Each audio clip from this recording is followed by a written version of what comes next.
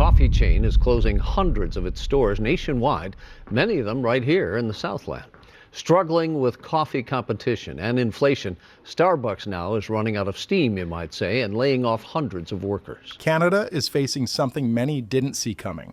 Starbucks, the coffee giant that has shaped morning routines, downtown streets, and city life, is closing up to 200 stores across the country in a very short period. That's nearly 1 in 6 Canadian locations. This isn't your typical store closure. This is a visible retreat, unfolding in neighborhoods where people stop by for their morning coffee, only to find dark windows and stacked chairs. For employees, it's sudden. Some found out just days before their store shut permanently. For customers, the disappearance is abrupt, confusing, and emotional. Imagine walking past your favorite corner Starbucks, the smell of espresso and pastries greeting you every morning, only to see curtains drawn and chairs stacked. It's a small change in your routine, but for neighborhoods, it's a visible disruption. These stores were more than coffee stops. They were meeting points, study spots, and anchors that drew foot traffic for nearby businesses. But why is Starbucks, a company with over 38,000 stores worldwide and billions in revenue, scaling back in Canada? And why now? The numbers tell the story. Starbucks has reported declining same-store sales in North America for 6 straight quarters. Operating margins have dropped to levels not seen since the 2008 financial crisis. Globally, the company has already announced the closure of over 600 stores and cut nearly 1,000 corporate jobs. Canada is part of this larger realignment.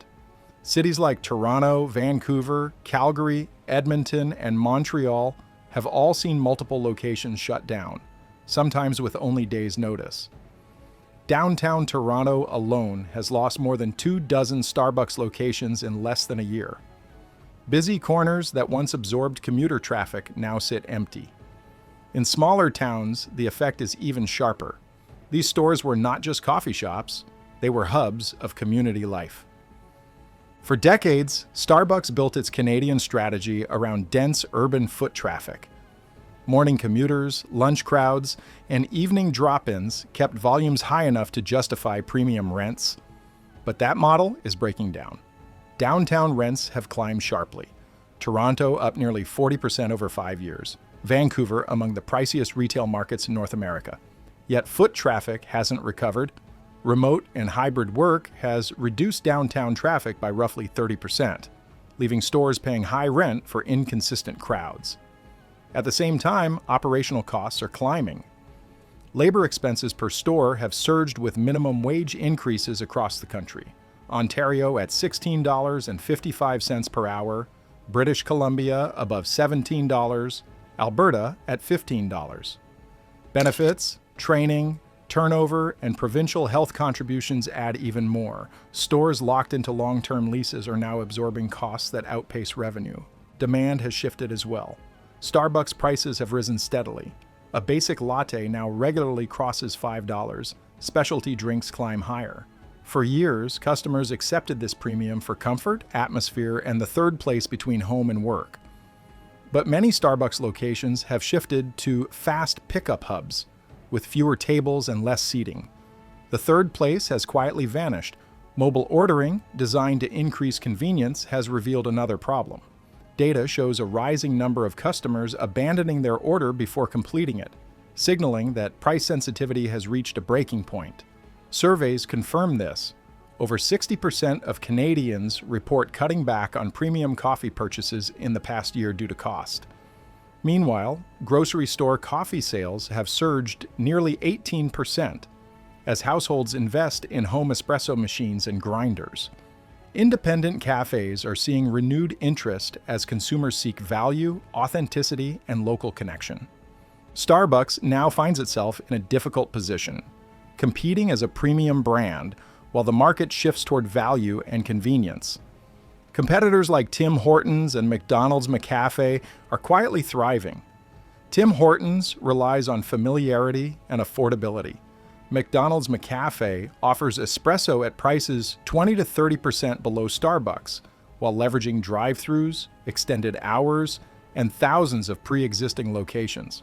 Starbucks' pricing model clashes with a new consumer mindset. The impact of closures goes beyond coffee.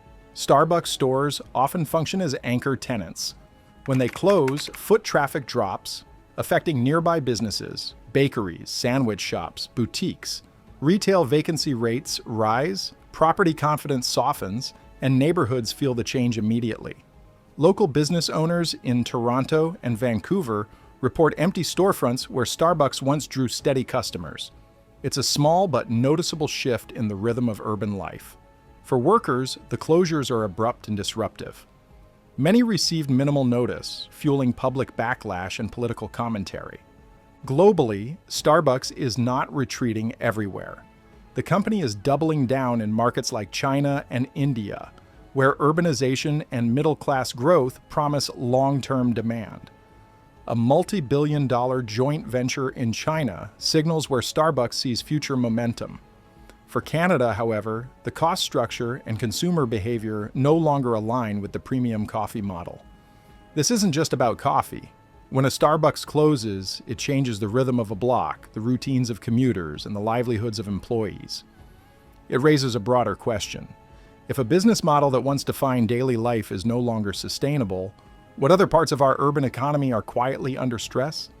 Neighborhoods notice first. Students lose a place to study, freelancers lose a workspace, and casual meetings vanish.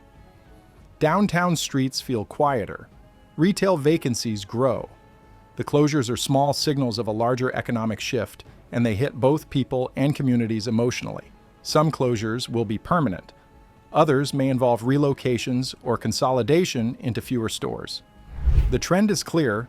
Large chains are reassessing dense urban markets, and consumers are reassessing what they value in daily life. For employees, the closures are sudden and difficult. Many received minimal notice, fueling public concern.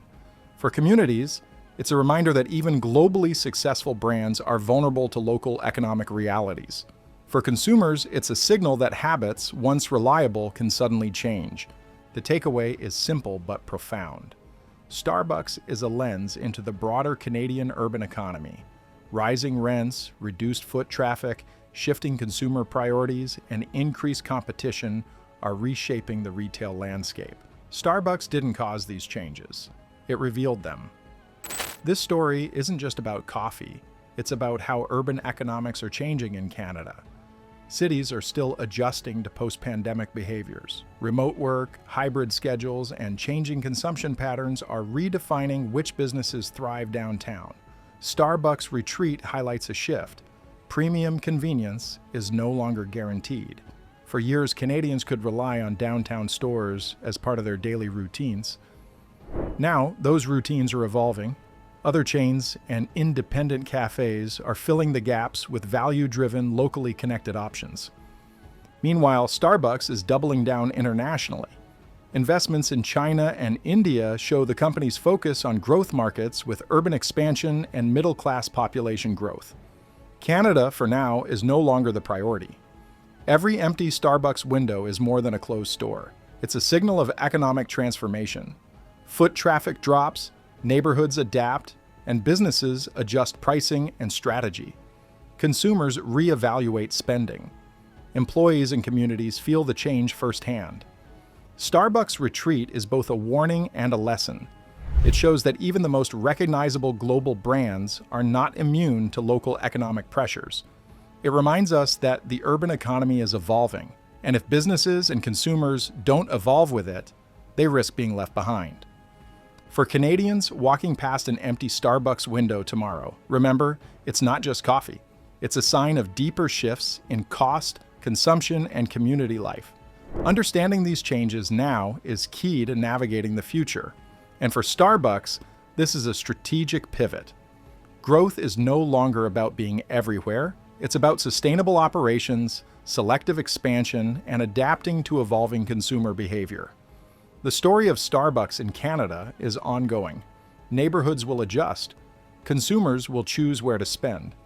And as cities adapt, so too must the businesses that call them home. The question is no longer if Starbucks will thrive globally. The question is, how will Canada's urban economy adjust to a world where even the biggest brands can't anchor every corner?